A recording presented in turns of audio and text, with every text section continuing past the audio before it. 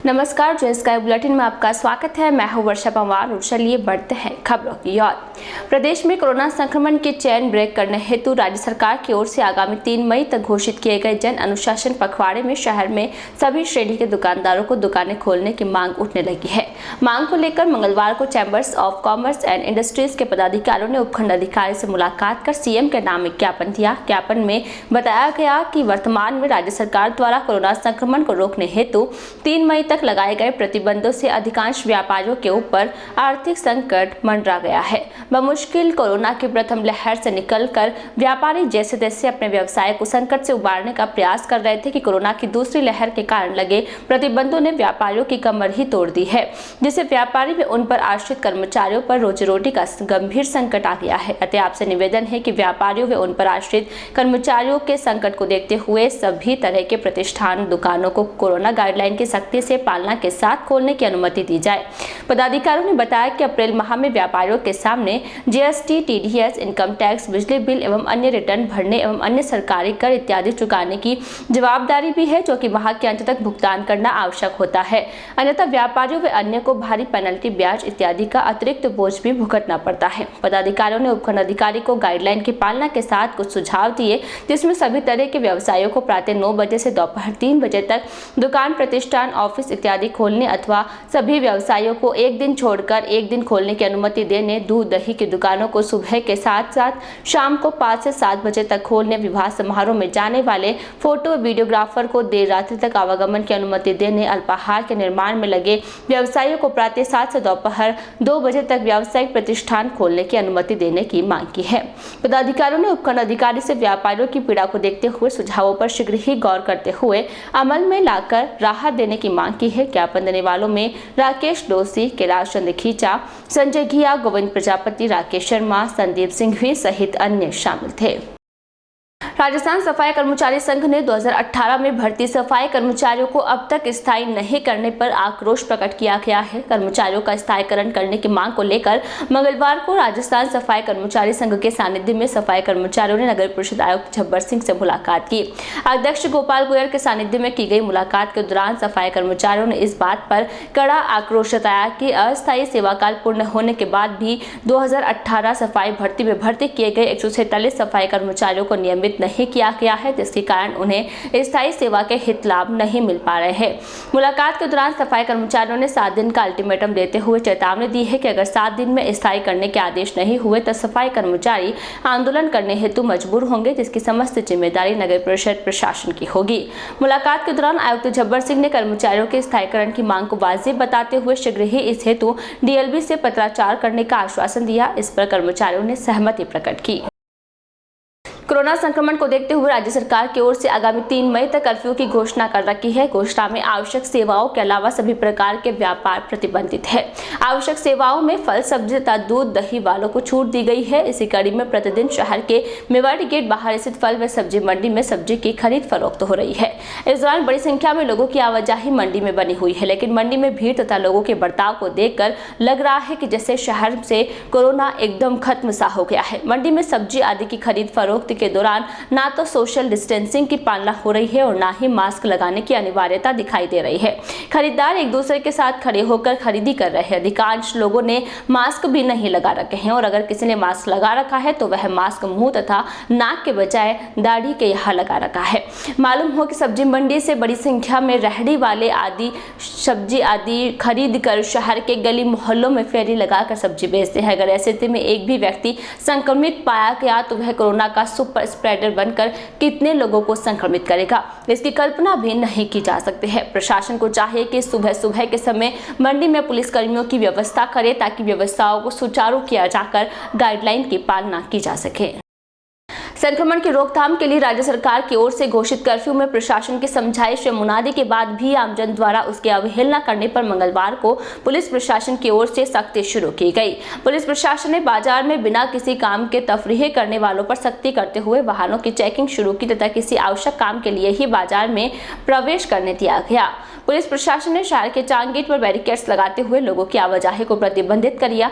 Barricades पर खड़े police कर्मियों ने आवश्यक सेवाओं के अलावा जरूरी काम के लिए आने वाले लोगों को ही बाजार में जाने की स्वीकृति प्रदान की। पुलिस की ओर से बरती गई सख्ती का ही असर रहा कि शहर में दोपहर बाद बाजार में लोगों की आवाजाही कम हो गई।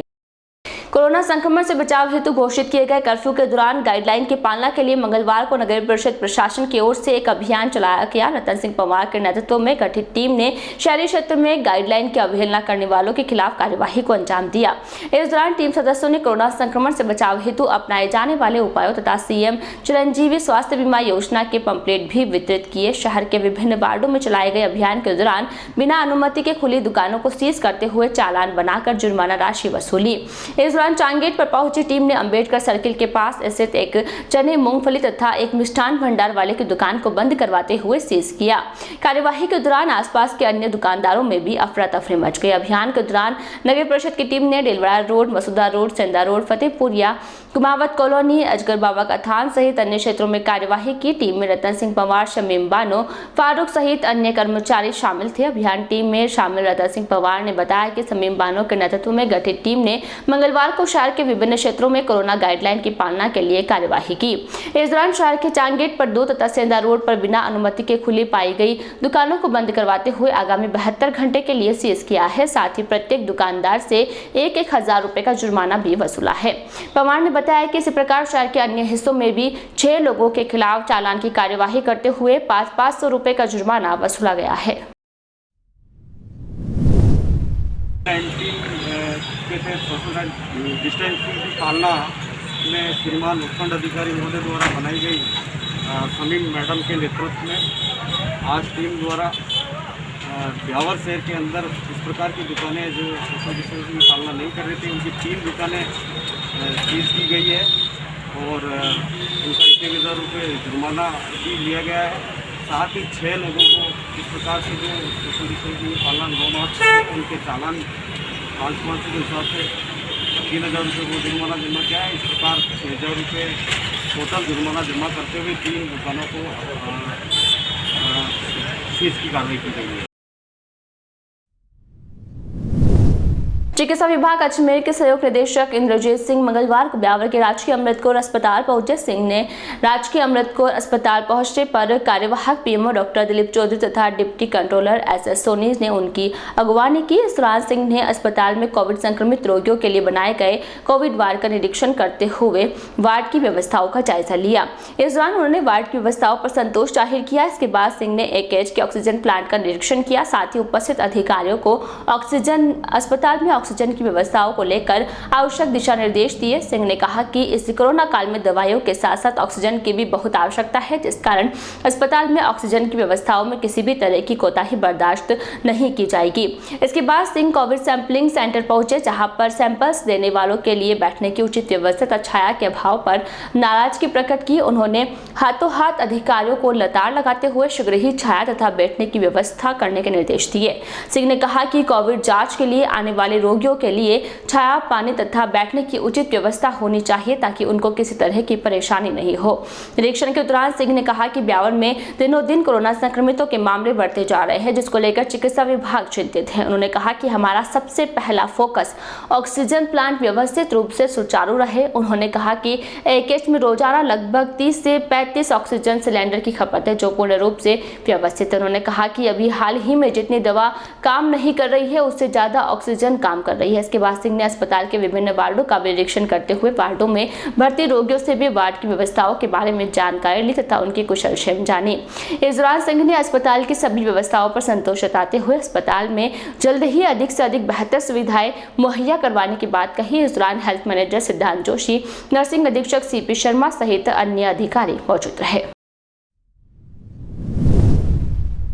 ब्यावर में आप देख रहे हो कि आए दिन केस बढ़ते जा रहे हैं।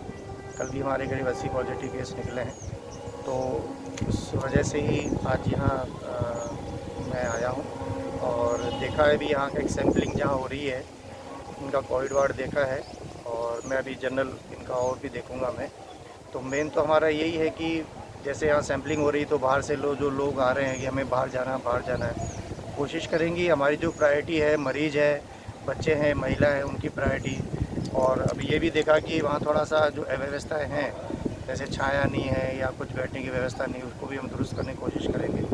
वार्ड में अभी जो भी स्टाफ है उनको निर्देश दिया गया है कि हमारा जो मेन ऑक्सीजन जो हमारी चारों तरफ हम आए दिन मीडिया में भी पढ़ रहे हैं, ये भी पढ़ रहे हैं कि ऑक्सीजन से मौत हुई है। हम चाहते हैं कि ऑक्सीजन कम से कम हमारी ड्रग मानते हुए उसकी अच्छी तरह से उसका कंजप्शन किया जाए, मेडिसिन की तरह, दवाई की तरह यूज़ किया जाए, क्योंकि हमारी जितनी दवाएं काम नहीं कर रही है उससे बजाय हमारा ऑक्सीजन काम कर रहा है। तो वो भी हमने इनको कहा है, प्रॉपर निर्देश दिए हैं।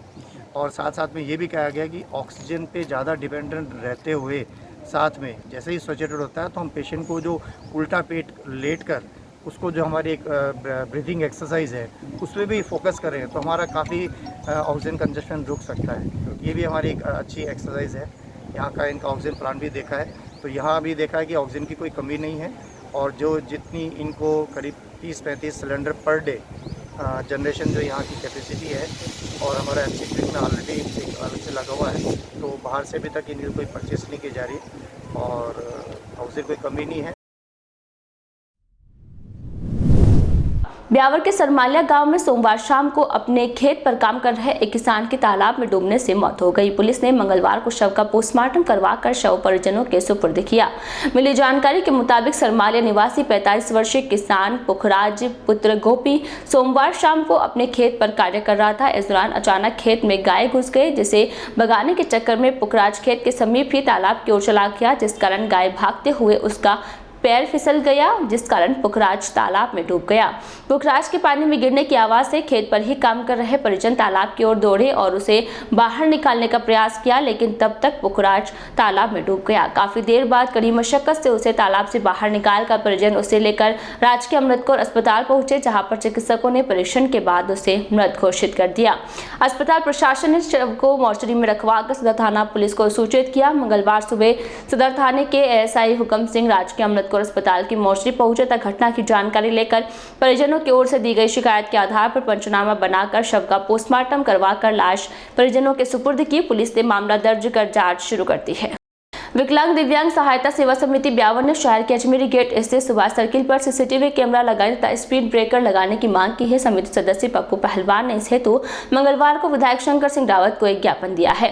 विधायक रावत को दिए गए ज्ञापन में बताया गया कि शहर के अजमेरी गेट पर अत्यधिक यातायात का दबाव बना रहता है, जिसके कारण आए दिन दुर्घटनाएं होती रहती है। पहलवान ने बताया कि रविवार को भी एक तेज रफ्तार पिकअप गाड़ी ने एक स्कूटी सवार को टक्कर मार दी, जिसके कारण उसकी मौके पर ही मौत हो गई।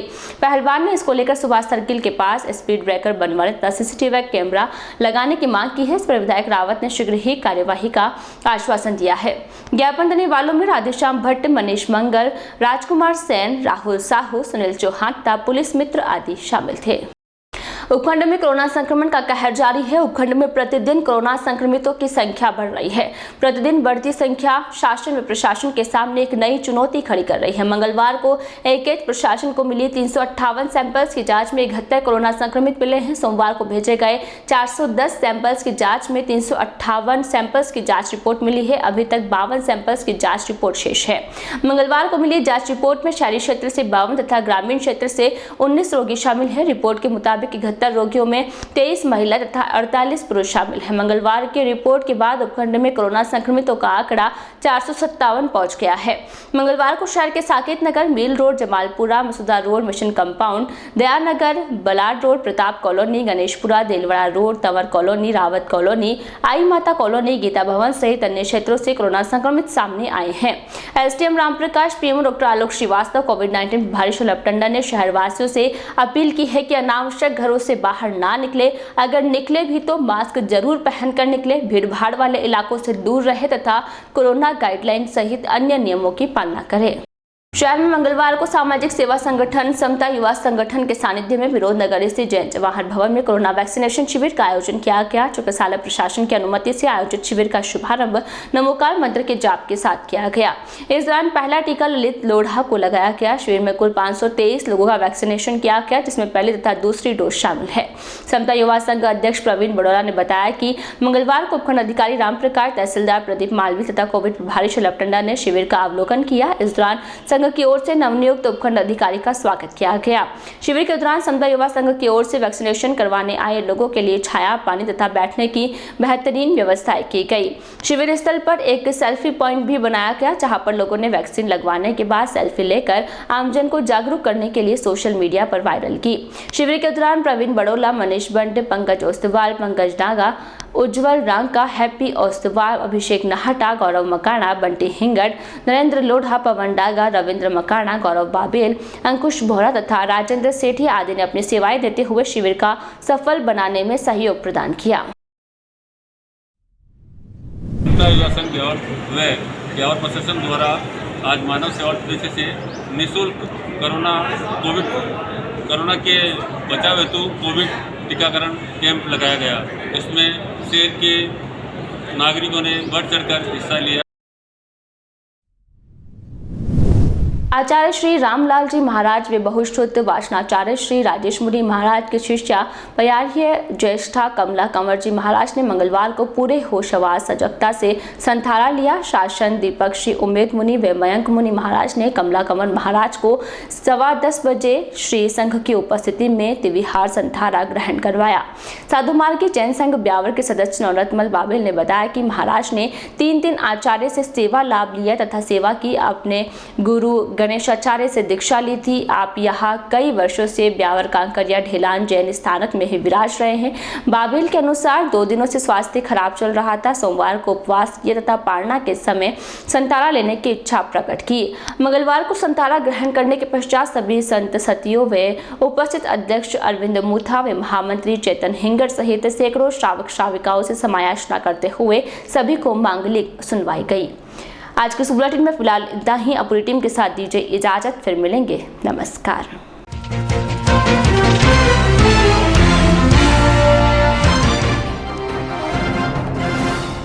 शहर में सभी श्रेणी के व्यापारियों की दुकानें खोलने की अनुमति की मांग chambers of commerce and industries ने दिया एसडीएम को ज्ञापन।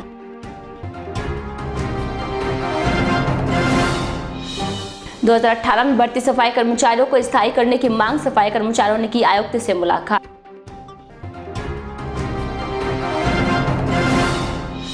कर्फ्यू के दौरान सब्जी मंडी में हो रही है गाइडलाइन की अवहेलना, ना सोशल डिस्टेंसिंग की पालना और ना ही मास्क लगाने की व्यवस्था।